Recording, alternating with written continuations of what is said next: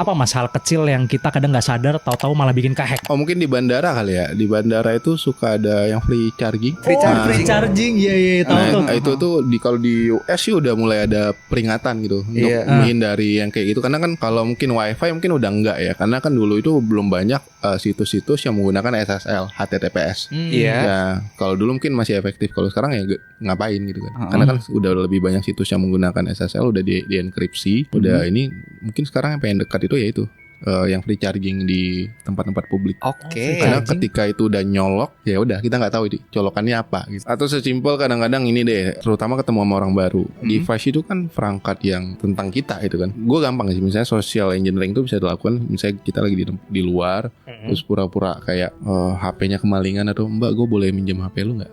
Gue mau mesen gokar atau mesen apa, atau mau nelpon gitu.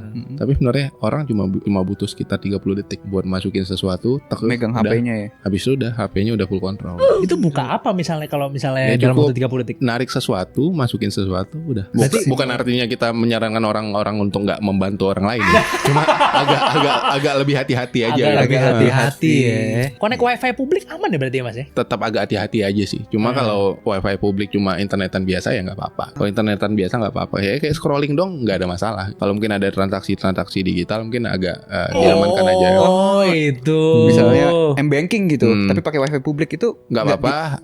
Pakai wifi publik tambah VPN aja deh. Karena kan di saat-saat genting kita nggak tahu, misalnya operator yang kita gunakan jelek, terus satu-satunya pintunya cuma wifi publik kan. Ya udah mau nggak mau kan. Tapi kalau misalnya kayak buka-buka website kayak website bajakan atau website yang gelap seperti itulah, yang kadang-kadang apa ada identik dengan auto pop up ya.